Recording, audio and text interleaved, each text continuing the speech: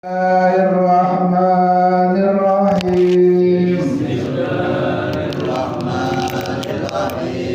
Wa ba'du fa inna walhamdulillahi qad radina billahi rabba wa bil islami dina wa bi muhammadin nabiyya wa rasula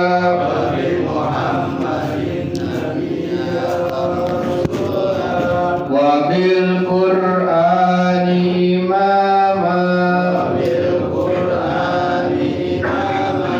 wa bil ka'bati qiblatan wa bil mu'minina ihwana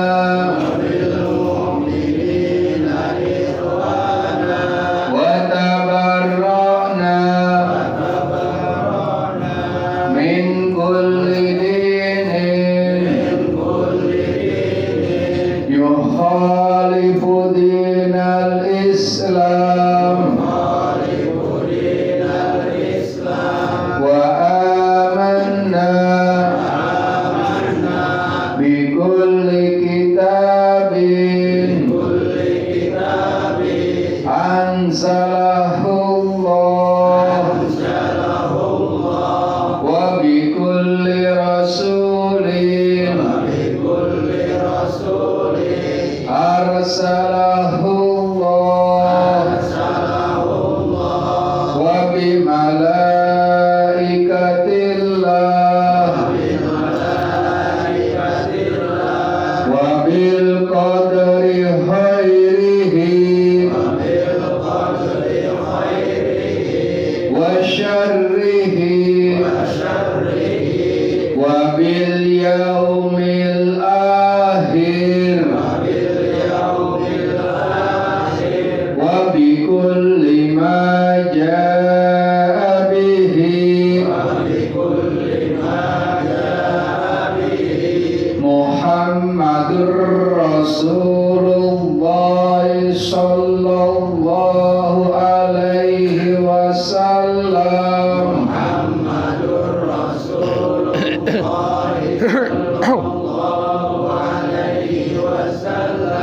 anillah ala zalika nahya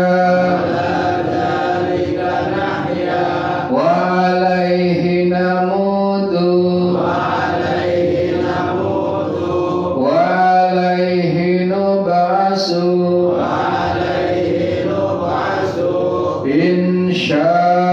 insyaallah ta'ala minal aminin alladzina la khaufun alaihim wa la hum yahzanun bi fadlika Allahumma ya rabbal alamin. Assalamualaikum warahmatullahi wabarakatuh.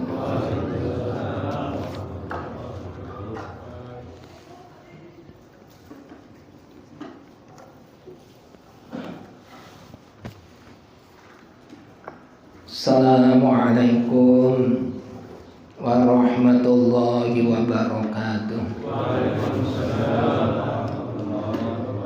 Bismillahirrahmanirrahim. Alhamdulillahi rabbil alamin. Wassalatu wassalamu ala asyrafil anbiya wa imamil mursalin Sayyidina wa nabiyyina Muhammadin wa ala alihi wa sahbihi ajma'in. yang sangat saya muliakan, seluruh orang tua, wabil khusus orang tua kita Bapak Haji Muhammad Rais Nalam. Mudah-mudahan kita semua sehat, barokah, panjang umur, selalu dalam limpahan rahmat dan nikmat dari Allah Subhanahu wa taala. Yang saya hormati Ketua Dewan Kemakmuran Mushola Al-Falah Bapak Haji Muhammad Zain serta pengurus mushola. Yang saya hormati Ketua Majelis Ta'lim Malam Selasa Kanda Haji Muhammad Sawan. Yang saya hormati Ustadz Mahfud Ka'ban Kanda Haji Ajis Muslim, para tokoh masyarakat, tokoh pemuda, dan seluruh hadirin. Mudah-mudahan Allah meridhoi dan merahmati kita. Alhamdulillah, kembali kita berjumpa, bermuajahah pada hari Senin malam Selasa dalam kajian kitab Fathul Qorib yang membahas tentang fikih. Pada pertemuan minggu lalu kita membahas tentang hal-hal yang mewajibkan mandi. Ya, betul ya. Sekarang lanjutannya.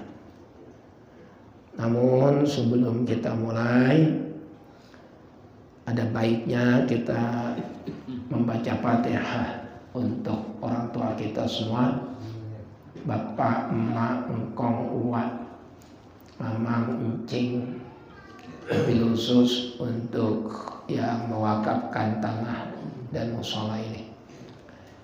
Bismillahirrahmanirrahim. Hadiyatan nuhdiha wa nuqaddimu ali habibina wa syafi'ina wa qurrati a'yunina wa maulana Muhammadin sallallahu alaihi wasallam wa ala alihi wa ikhwanihi minal anbiya wal mursalin wal awliya wa syuhada was shalihin sahabati wat tabi'in wal ulama'il amilin wal mufassirin wal muhaddisin wal musannifin wa ila arwahi jami'il malaikatil muqarrabin summa ila arwahi jami'il awliya tuqaddimin ususun sultanil awliya Syekh Muhyiddin bin Qadir Jilani radhiyallahu anhu summa ila arwahi ulama'i wa awliya mutakhirin ususun ila arwahi salli fi hadzal kitab Fathul Qorib al-Mujib wa Syar'i al-Baijuri summa ila arwahi ulama'i wa awliya'i hadhil qaryah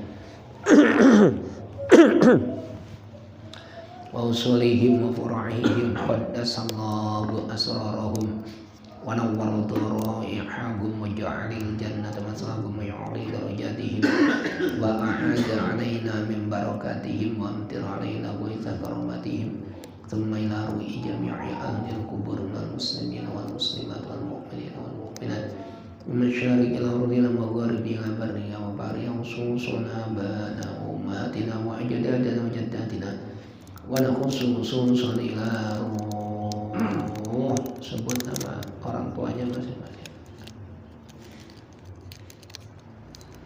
Ila ruh. Summa ila arwahi jami'i keluarga besar Majelis Ta'lim Mushola Al-Falah wa na'u ghafarallahu dzunubahum wa nawwara dharaihahum wa ja'alil jannata maswahum wa yu'li darajatihim. Al-Fatihah.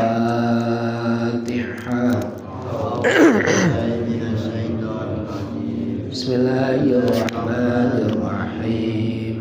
Alhamdulillahi rabbil alamin arrahmanir rahim maliki yaumiddin. Iyyaka na'budu wa iyyaka nasta'in. Ihdinas siratal mustaqim.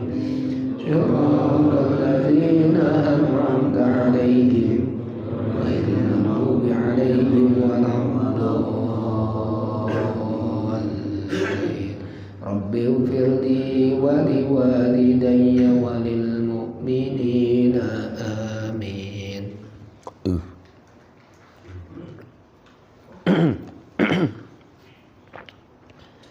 Kalau baca Fatihah yang biasa mimpin tahlil ditambahin kayak tadi tuh. Summa ila ruahi ulama iwa auliya ihadzihil qaryah. Artinya, dan juga saya niatkan Fatihah ini untuk semua ulama dan wali-walinya kampung ini. Itu nggak pernah saya tinggal doain. Summa ila arwahi ulama iwa auliyai hadhil qaryah. Jadi wali-wali yang kagak kelihatan, wali-wali yang kelihatan ke bawah semuanya kita doain. Ulama-ulamanya kampung ini yang kita kenal, yang kita kagak kenal, semuanya kita doain. Jadi kita memuliakan dan menghormati beliau sebagai pemuka agama kampung kita. Ya, jelas ya. Biasain dibacain Fatihah untuk ulama dan para wali. Kenapa redaksinya kok ulama dulu baru wali? Kenapa tidak summa ila arwahi auliya wa ulama hadhil qaryah? Tapi redaksinya summa ila arwahi ulama wa auliya. Sebab ulama sama wali derajatnya tinggian ulama. Jangan salah. Derajatnya ulama sama wali itu tinggian ulama. Innama yakhsyallaha min ibadihil ulama apa auliya? Ulama. Innama yakhsyallaha min ibadihil ulama. Al-Quran. Kedua, Imam Ghazali berkata, laula waliyun laula ulama ya waliyullah ma'araftu man huwa waliyullah. Kalau ulama tidak disebut wali, maka tidak ada yang disebut wali. Kalau ulama itu tidak disebut wali, maka tidak ada yang disebut wali. Nggak ada. Kalau kita kan nyebut wali orang yang bisa terbang, orang yang bisa ngilang, bisa aja itu istidroj. Kalau bukan ulama disebut wali, maka tidak ada walinya Allah. Wali itu apa artinya? Wali apa? Kekasih. Nah, yang paling dikasihi Allah di antara hamba-hamba yang lain sesudah Nabi, sahabat, ya para ulama. Makanya ulama didahulukan. Summa ila arwahi ulama iwa auliya ihadhil qaryah. Kalau wali ada wali murid, ada wali santri, macam-macam. Nah, titik. Kita lanjutkan. Bismillahirrahmanirrahim. Faslun ay hadza faslun. Wa faraidul ghusli. Setelah kita membahas hal-hal yang mewajibkan mandi, sekarang fardunya mandi, yaitu kewajiban yang dilakukan saat kita mandi. Ada kewajibannya. Ada berapa kewajibannya? Salah satu asya'a, ada 3. Ahaduha, yang pertama, an-niyatu, yaitu niat. Wajib niat di apa-apain ibadah itu nomor satunya pasti niat. Sebab innamal a'malu bin niat. Oleh karena itu fayanwi, maka niatlah. Al-junubu, orang yang junub. Masih ingat orang junub itu apa? Orang yang menanggung hadas besar, baik sebab bersenggama atau bersetubuh dengan istri, ataupun yang kedua sebab keluar sperma. Niatnya apa orang yang junub? Raf'al janabati, menghilangkan hadas janabah. Janabat apa jinabat? Bapak-bapak bacanya jinabat apa janabat? Jinabat ya, boleh. Boleh jinabat, boleh janabat.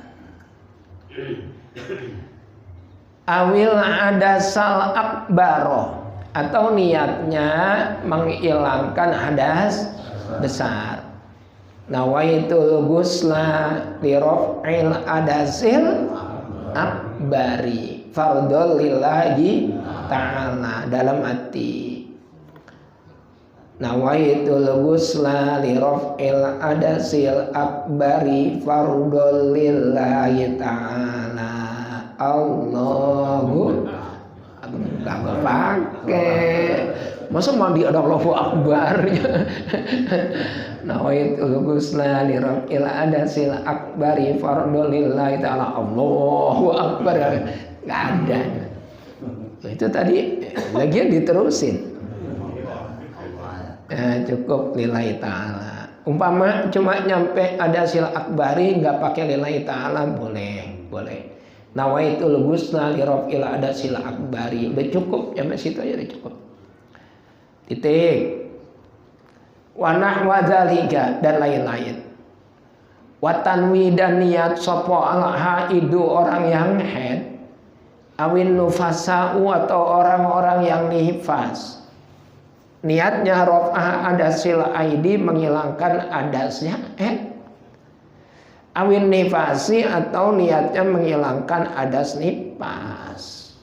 Tidak boleh orang yang haid niatnya menghilangkan hadas jinabat, nggak boleh, tidak sah dan haram, karena termasuk kategori tala'ub. Tala'ub itu apa sih? Main-main. Sama bapak laki-laki habis bersenggama sama istri, terus niat mandi, mestinya kan menghilangkan hadas janabat. Tapi niatnya saya niat mandi mengurangkan hadas haid. Padahal yang mandi bapak.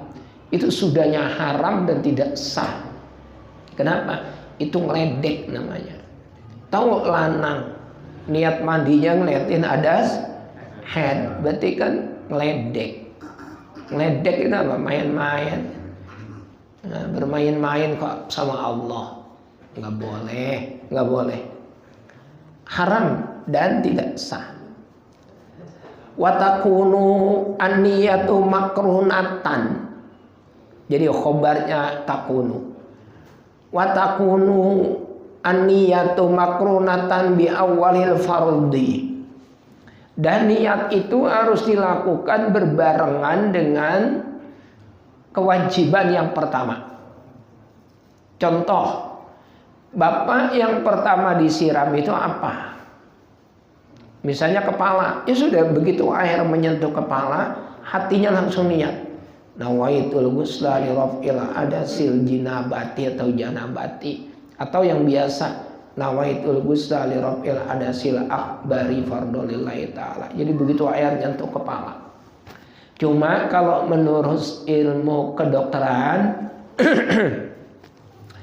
buat kesehatan kita, mandi jangan langsung gebyur kepala, nggak bagus.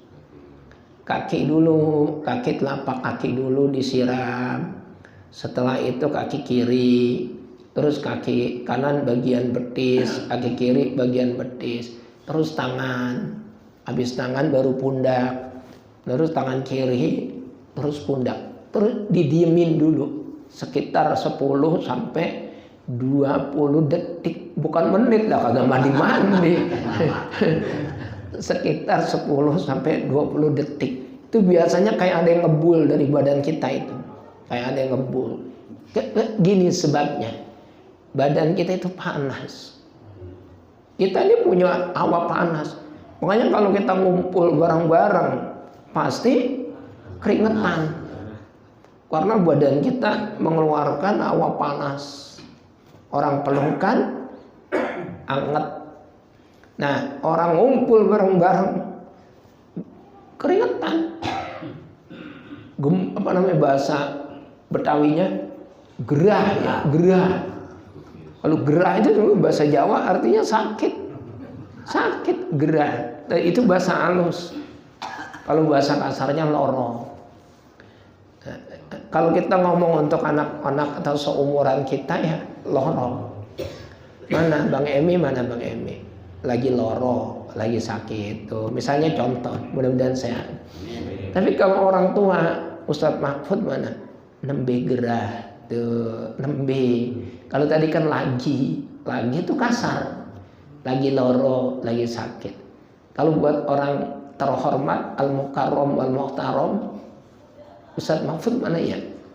Nembe gerah. Nembe gerah tuh lagi sakit. Kalau kita gerah apa? Seger, keringetan. Makan soto sampai gerah kayak gitu. Ya, beda-beda bahasa. Iya. Kadang-kadang saya kagak mau dibilang begitu. Itu Abi gerah banget. Enggak sampai gerah. Keringetan ini bukan gerah. Karena gerah artinya sakit. Itu jadi jangan langsung nyiram kepala. Itu bisa menyebabkan stroke di tempat. Banyak orang yang jatuh di kamar mandi terus tidak tertolong gara-gara itu, Kong. Mandinya langsung dubar basahin kepala. Air apa? Dingin. Apalagi kalau air kolam dingin. Badan kita panas, anget. Begitu disiram. Sama juga gelas dingin. Habis kita cuci, adem kan? Langsung bikin teh pakai air panas. Itu bisa apa gelasnya? Retak. Nah itu kepala kita bisa rengat. Makanya jangan langsung nyiram kepala. Kaki dimulai dari telapak kaki. Dan itu udah boleh langsung diniatin. Saya niat mandi untuk menghilangkan hadas besar karena Allah Ta'ala. Udah boleh langsung. Titik. Wa huwa awwalu ma yughsalu min a'lal badani au asfalihi. Boleh dimulai dari atas langsung diniatin. Artinya tetap harus kaki dulu ya disiram buat kesehatan. Cuman jangan diniatin dulu. Kaki disiram kan belum kita niatin. Berarti udah mandi apa belum? Belum, karena belum diniatin. Cuma untuk menyelamatkan badan dari jatuh di kamar mandi. Pokoknya demi kesehatan lah. Siram kakinya dulu, kaki kanan, kaki kiri. Siram tangan, siram pundak kanan, pundak kiri. Diemin dulu sekitar 20 detik. Paling lama. Baru udah tuh air siram kepala. Nah langsung diniatin. Yang tadi kaki sama tangan udah direken apa belum? Belum dinilai karena tadi belum diniatin. Artinya tangan sama kaki wajib disiram lagi, wajib basah lagi. Paham ya? Falau nawa ba'da ghusli juz'in wajaba i'adatuhu. Kalau dia niatnya itu sesudah membasuh, ya nggak boleh, harus diulang. Misalnya udah nyiram tangan, dan terus udah lama tangannya kagak disiram, dibilangin sama temennya, itu tangan jadi belum disiram. Udah, tapi kan nyiram tangannya belum diniatin. Nah, wajib diulangin. Yang kedua, wa izalatun najasati. Yang kedua dari wajibnya mandi adalah wajib menghilangkan najis. In kanat ala badanihi. Kalau najis itu memang ada di badannya, wajib. Kalau kagak ada ya udah, apa yang mau dihilangin. Ay al-muqtasil, artinya badannya orang yang mandi. Wa hadza ma rajjahahu ar-Rafi'i wa alayhi fala yakfi ghuslatun wahidatun anil adasi wan najasati. Kalau menurut Imam Rafi'i, karena membersihkan najis itu hukumnya wajib, maka tidak boleh nyiramnya cuma satu kali. Pertama, nyiram itu diniatin ngilangin najis. Yang kedua, nyiramnya baru niatin mandi. Jadi nyiram ngilangin najis tadi belum direken mandi, baru ngilangin najis. Ini pendapat Imam Rafi'i. Wa rajjaha an-Nawawi al-iktifa'a Bigoslatin wahidatin anhuma. Tapi menurut Imam An-Nawawi boleh-boleh saja 1 kali disiram, 1 kali mandi, 1 kali gebyuran. Kalau memang 1 kali gebyuran itu udah cukup ngilangin najis, sudah cukup, ya udah gitu. Nah, kita ambil yang hati-hati. Kalau kita ada nggak yang mandi cuma 1 kali gebyuran? Enggak ada. 2 kali nggak ada. Yang ada jebar-jebur. Bener. Jebar-jebur apa gebiar-gebyur? Ya udah pakai gebiar-gebyur. Wa ma'alluhuma idza kanatin najasatu ukmiyatan. Amma idza kanatin najasatu ainiyatan wajaba waslatani anhuma. Tapi Imam Nawawi juga menjelaskan kalau yang cuma 1 kali gebyuran itu kalau najis yang ada di badan kita tuh najis hukmiyah. Najis hukmiyah tuh apa? Najis hukmiyah tuh najis yang kagak kelihatan, kagak dilihat mata, kagak dicium hidung, kagak dirasa lidah. Itu namanya najis hukmiyah. Itu hukumnya doang najis, cuman kagak ada najisnya. Buat contoh, bapak nimang cucu, terus kemudian dikencingin, seret, dikencingin. Pengen dicuci, ntar-ntaran aja. Ya hujan atau gerimis, seret, gerimis. Begitu nyampe rumah, tadi lempengan mana ya yang kena kencing ya? Kayaknya sama tangan, dicium-cium udah kagak ada, dilihat najisnya kagak ada, jilatin kagak ada rasanya. Itu namanya najis hukmiyah. Nah kalau kayak gitu cukup 1 kali aja jebyur. Yang penting dari ujung rambut sampai ujung kaki udah basah, cukup. Tapi kalau najisnya najis ainiyah, dikata-kata ainun. Ainun artinya apa? Mata. Ainiyah berarti najis yang dilihat mata. Bisa dilihat, bisa dicium, bisa diraba. Wah ini ada nih. Ada apanya? Ada kencing bocah itu masih naik plak. Nah itu namanya najis apa? Najis ainiyah. Kalau kayak gitu nggak boleh cuma 1 kali gebyuran, harus 2 kali. Yang pertama wajib ngilangin najisnya, yang kedua gebyuran mandinya. Paham ya? Jelas ya? Yang ketiga terakhir, wa isalul ma'i ila jami'i sya'ri wal basyarati. Jadi begini, Imam Rafi'i sama Imam Nawawi itu banyak banget beda pendapat.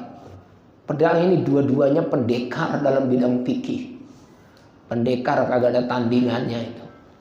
Kalau Imam Rafi'i sama Imam Nawawi bersepakat 1 pendapat, Rafi'i bilang A, Nawawi bilang A, udah, yang lain gak bisa bantah. 2 pendekar fikih sudah bersepakat, yang lain gak mungkin bisa bantah. Tapi kalau Rafi'i sama Nawawi ini beda pendapat, nah itu yang repot. Mana yang kita ambil, Rafi'i apa Nawawi? Kalau menurut kaidah umum, Ar-Rafi'i wan Nawawi idza ikhtalaf qauluhuma faqaddimil ladzi khalaf.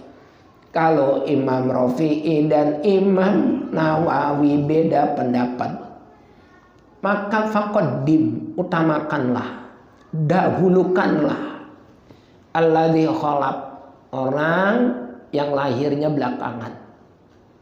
Rafi'i sama Nawawi, siapa yang lahirnya belakangan? Nawawi. Rafi'i sama Nawawi tuaan Rafi'i, Nawawi lebih muda. Tapi dari segi kualitas, kuatnya hafalan, dobit namanya, itu lebih kuat Imam Nawawi. Makanya kalau Imam Rafi'i dengan Imam Nawawi beda pendapat, bukan yang dipilih umur, bukan. Yang dipilih adalah Imam Nawawi yang lebih muda. Karena kualitasnya menurut penilaian banyak ulama lebih hebat Imam Nawawi. Bapak-bapak tahu nggak berapa umur Imam Nawawi? 43. 43 udah meninggal. Tapi kitabnya lebih dari 500 judul kitab. Masya Allah. Nah itu namanya wali. itu wali. Dan siapa? Ya ulama. Seperti yang kita bilang tadi. Makanya setiap ulama pasti wali. Tapi tidak setiap wali itu ulama. Di Pulau Jawa ada yang terkenal wali siapa? Mbah Hamid. Mbah Hamid Pasuruan. Wali besar dari Pasuruan. Ulama besar. Sampai makalah beliau itu kan yang sangat populer, at-turuqu ilallahi katsiratun wallahi anna afdalat turuqi tariqatut ta'lim wa ta'allum. Orang untuk menuju rahmat dan ridho Allah itu jalannya banyak banget. Tapi demi Allah, jalan paling utama menuju rahmat dan ridho Allah adalah ngaji. Tuh Mbah Hamid Pasuruan, ulama terkenal wali. Siapa lagi? Kita ke timur lagi, Mbah Hashim Asy'ari, Tebu Ireng. Ngajarnya apa? Sahih Bukhari. Ngajarnya. Banyak ulama dari Pulau Jawa berbondong-bondong datang ke Tebu Ireng untuk ngaji Sahih Bukhari sama beliau. Tuh kalau Mbak Arwani itu Mbah Guru kita, Mbah Guru saya di Kudus. Itu kalau ada Mbah Hashim Asy'ari, beliau yang nata sendalnya. Tapi kalau giliran Mbah Hashim Asy'ari ada Mbah Arwani, Mbah Hashim Asy'ari yang nata sendalnya. Sama-sama wali. Sekarang Mbah Arwani terkenal kewaliannya, wali besar Mbah Arwani. Ternyata ulama paling mumpuni di bidang Quran. Tetap. Jadi setiap ulama itu pasti wali. Tapi tidak setiap wali itu ulama. Jadi itu jangan kebalik. Jangan kebalik. Tinggian mana derajatnya? Tinggian ulama. Tinggian ulama. Innama yakhshallaha min ibadihil ulama. Ulama. Setiap ulama pasti. Yang bilang siapa? Imam Ghazali. Kalau ulama tidak disebut wali, maka nggak ada wali di dunia ini. Siapa itu saya tidak tahu. Nah gitu. Siapa lagi kita mau cari di mana? Termas. At-Termas itu At-Turmusi. Kalau kita bilangnya Termas Pacitan. Ada wali besar yang punya kitab Mughibadil Fadhal. Tuh. Siapa namanya? Syekh Mahfud. Kagak pakai kabar. Tuh. Syekh Mahfud At-Turmusi. Beneran ini emang Syekh Mahfud, tapi nggak pakai Ka'bah. Mahfud At-Turmusi. Kalau ini kan Syekh Mahfud Al-Pondok Unguwi.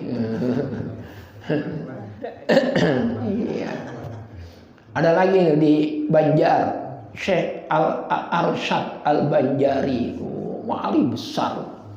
Ada lagi di Padang, Syekh Yasin Ibn Isa Al-Padani, wali besar. Semuanya ulama. Pangeran Diponegoro, wali, ulama beliau. Tetap aja ulama. Pakaiannya aja ulama. Dan seterusnya, dan seterusnya, dan seterusnya. Wali Songo. Siapa yang gak kenal Sunan Kudus? Saya baru baca keterangan di prasasti. Mana apa saya ya? Kita kalau masuk ke Menara Kudus, ke Masjid Kudus, kita masuk ke masjidnya. Makanya guys ada nih, ya kan? Ini batu yang ada di atas mimbar beliau. Mimbar, bukan mimbar, mihrab, pengimaman. Itu kan ada prasasti batunya tuh. Di atas mihrab. Batu itu hadiah dari Mesir. Hadiah dari Mesir. Ternyata itu tulisannya adalah fil ardi al-hadiri fi ajaliha. Fil ardi al-hadiru fi ajaliha. Al-arsy. Syekhul Islam wal muslimin. Zainul ulama wal mujtahidin. Al-alim, al-amil, al-kamil, al-fadil, al-qadi. Coba jurukannya sampai 7. Baru disebut namanya. Ja'far As-Shadiq. Baru disebut namanya Syekh Ja'far As-Shadiq. Sunan Kudus itu julukannya Syekhul Islam wal Muslimin, maha gurunya Islam dan orang Islam. Maha gurunya Islam dan orang Islam.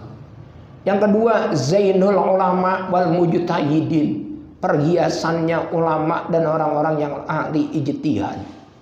Yang ketiga, al-alim, orang yang berilmu tinggi.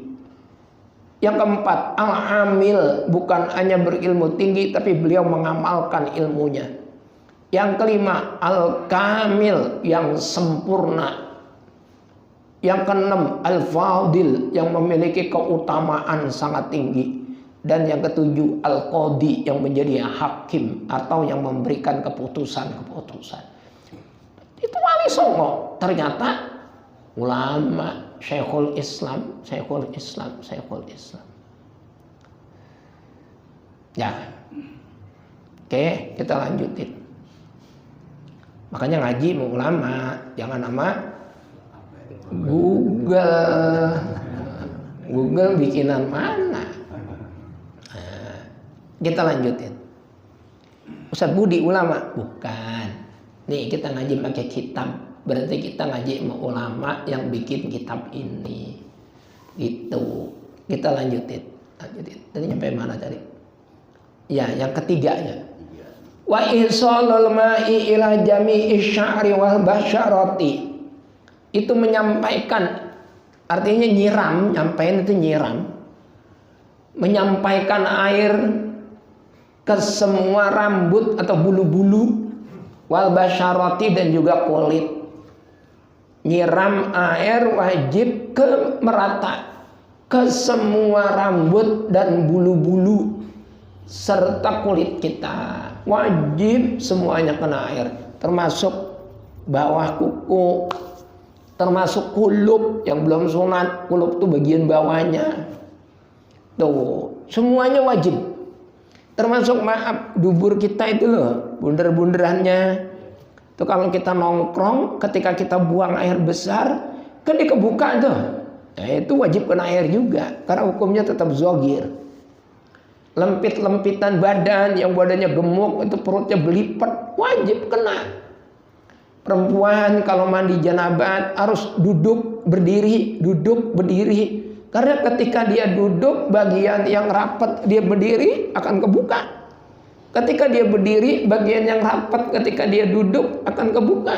Nah itu wajib kena air semua. Terus ini nih, lempit-lempitan kuping ini semuanya wajib kena air ini. Wajib semuanya.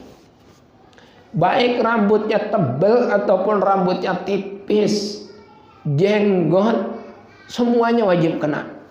Wajib kena air. Nah ini kan digosokin biar airnya merata. Kagak wajib pakai sampo. Ini banyak yang salah paham. Setiap mandi ada yang besar katanya wajib pakai sampo. Di zaman Nabi sampo belum ada pabriknya. Bagaimana mandinya kalau kagak ada sampo? Belum ada. Yang paling penting semua air itu merata mengenai rambut, kulit, dan bulu-bulu. Itu. Dan kalau bisa ini, jangan potong kuku, jangan potong rambut sebelum mandi. Nah, karena ada yang berpendapat kalau kita potong rambut dan potong kuku sebelum mandi ada sebesar, nanti itu akan datang sebagai sesuatu yang belum suci hari kiamat nanti. Itu nuntut kita. Jadi mandi dulu, baru potong kuku, potong rambut. Nah, kalau Jumat saya potong kuku dulu, guru. Potong rambut dulu. Jumat kan bukan mandi ada sebesar. Gak apa-apa, umpama cukur dulu. Potong kuku dulu hari Jumat boleh. Kali Jumat potong kuku enggak? Potong kuku, potong rambut. Ya, kalau lagi mau, ya. Kadang-kadang hari apa baik, nggak apa-apa, nggak harus hari Jumat. Potong kuku, potong rambut, nggak mesti hari Jumat. Boleh hari apa aja boleh, hari apa aja boleh. Potong-potong yang lainnya, masa mau dijelasin? Titik. Selesai. Kita lanjutin lagi. Bismillahirrahmanirrahim. Ya udah ada ini. Wa yajibu ghuslu ma zahara min samakhai uzunaihi. Lempit-lempitan ini kuping udah kita jelasin tadi. Wa mimma yajibu ghusluhu Al-masrubatu.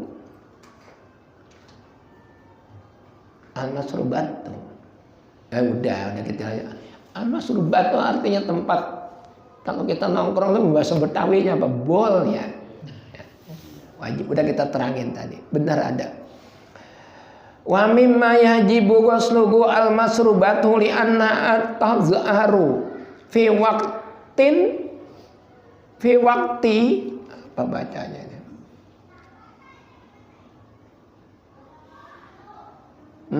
Iya.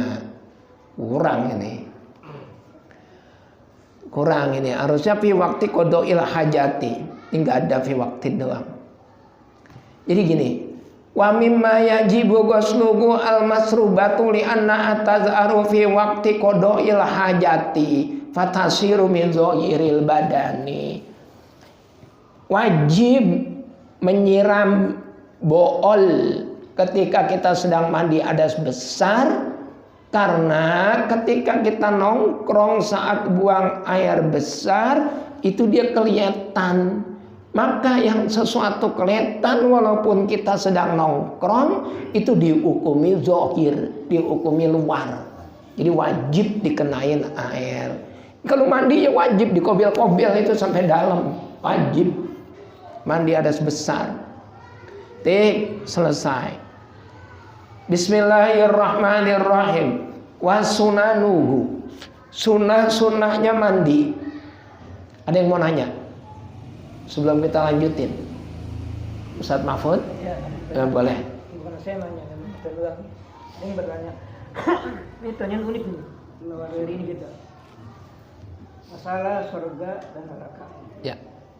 Ya surga neraka itu ya pastinya di alam air.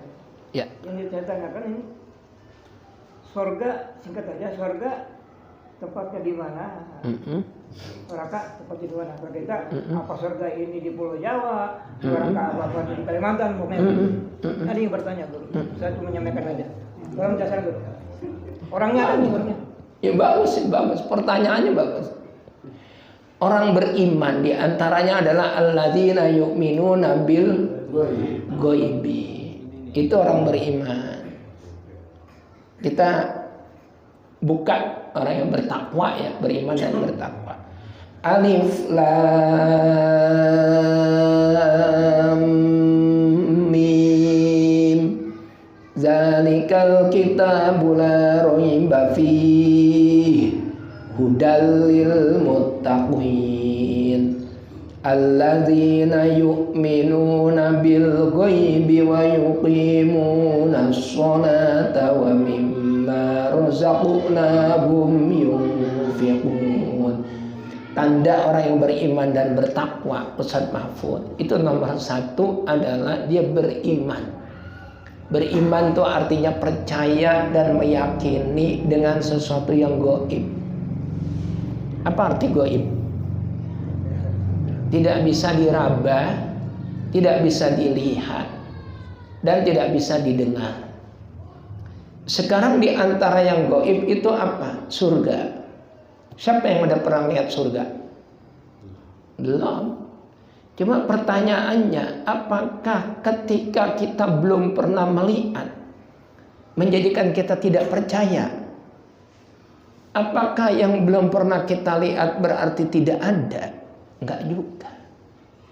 Kadang-kadang sesuatu yang kita lihat sekalipun dengan mata kita itu tidak pernah kita rasakan, tidak pernah kita jilat, tidak pernah kita sentuh. Kita udah tahu bahwa itu sangat buruk dan tidak enak. Contoh, mohon maaf, beribu maaf. Mohon maaf ini. Tai ayam. Enak nggak rasanya? Enggak, jawab aja, enak apa enggak? Jawab aja, enak apa enggak? Enggak enak. Pertanyaannya apa? Bapak-bapak udah pernah nyaplok? Tapi percaya kalau tai ayam kagak enak. Percaya. Jadi untuk percaya nggak mesti kita saksikan dan kita buktikan. Nggak mesti. Pertanyaan lagi. Percaya nggak kalau Allah ada? Sangat percaya. Pernah lihat Allah? Nggak pernah. Jadi untuk percaya nggak perlu kita lihat, nggak perlu bertanya ada di mana. Apa buktinya Allah ada? Buktinya apa? Ada ciptaannya. Setiap ada ciptaan pasti ada yang menciptakan. Kalau ciptaannya kayak gitu hebat, maka yang menciptakan jauh lebih hebat. Orang ada berapa ini? Puluhan orang yang ngaji. Kagak ada yang mukanya sama. Siapa yang nyiptain? Allah. Kalau orang-orangnya aja udah hebat, orang-orangnya udah hebat, bisa mantesin ngaji pakai baju koko, pakai sarung, pakai peci, rapi, punya wudhu, berarti kan hebat, udah bisa mantesin. Terus yang nyiptain orang ini jauh lebih hebat. Yang nyiptain siapa? Allah. Terus surga ada apa enggak? Ada. Udah pernah ke surga? Ya belum. Lah kok percaya? Nanti ada urutannya kau.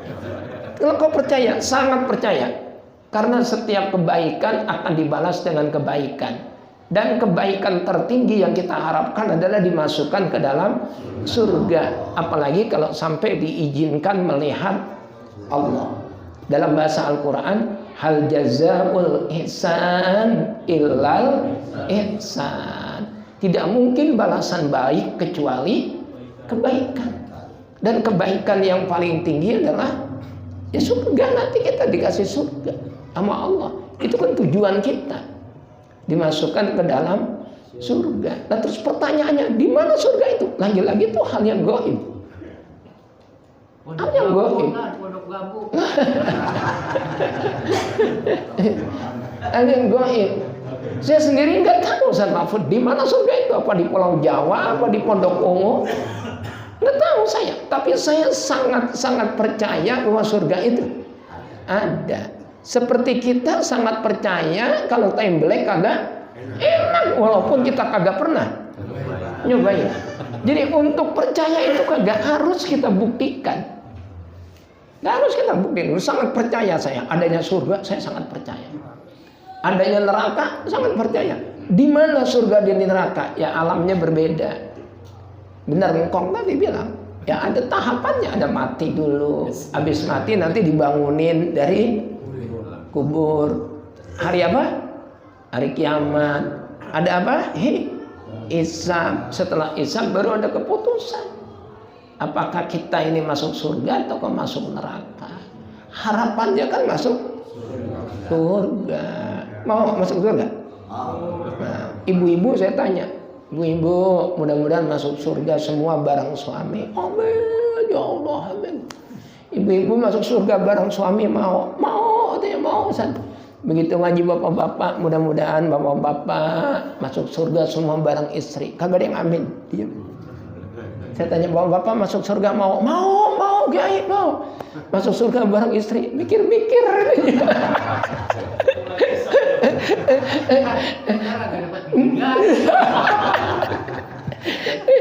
Saya tanya, emang apa Pak masuk surga kok mikir-mikir bareng sama istri? Saya di dunia katanya udah repot punya istri itu, jangan sampai di surga repot lagi, kata dia. Kata ini samping saya, untung gua agak punya bini. Jadi kagak ada yang ngerepotin, kata dia. Kan begitu ya, yang berani ngomelin kita siapa? Bini. Lah saya kiai di mana be dihormatin, di rumah diomelin udah sama bini. Jenderal itu lagi bentak-bentak anak buahnya. Siap salah komandan. Siap. Begitunya keluar, Pak, jemuran angkat. Gitu komandan, kata jenderalnya. Ya siap mah katanya. Siap katanya. Besok di surga mau masuk surga bareng istri. Mikir-mikir lah ya. Soalnya udah pikirannya begini. Di surga kan satu orang laki-laki dapatnya 4.000 bidadari. 4.000 kata Imam Nawawi di kitab At-Tibyan. 4.000. Jadi biar di dunia kagak punya bini, di surga dapat 4.000. Terus mikir lagi, daripada yang di rumah mendingan orang yang 4.000 nih gitu ya.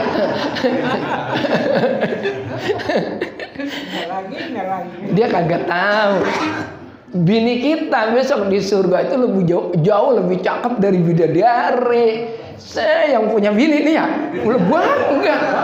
Bininya jauh lebih cakep dari bidadari. Yang kagak punya bini, japlok.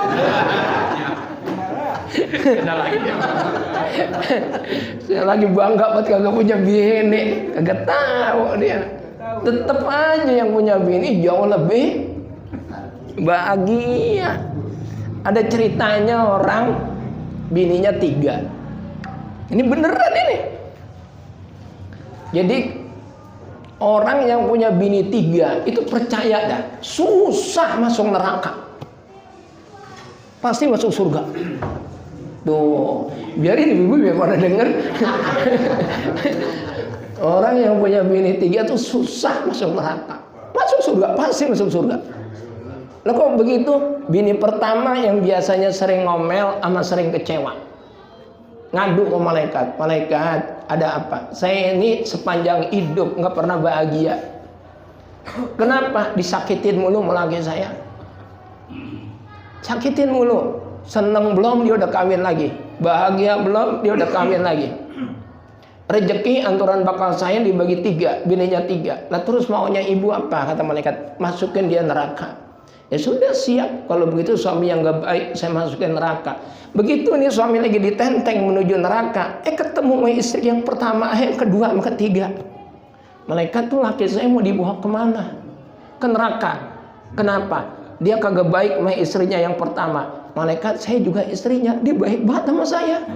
Tuh, kata istri yang kedua. Kalau kagak percaya, tanya adek nih yang istri ketiga. Baik kagak? Apalagi mau saya, baiknya luar biasa. Sekarang malaikat saya tanya, suami kalau baik sama istri tempatnya di mana? Surga. Makanya jangan bawa ke neraka, ke surga aja. Kata malaikat, udah ambil laki lo sana bawa. Tuh. Bener kan? Makanya ini mah ya udah, mudah-mudahan berkah. Ya, biar nggak tegang, ada bercandanya juga dikit. Nah, mudah-mudahan berkah.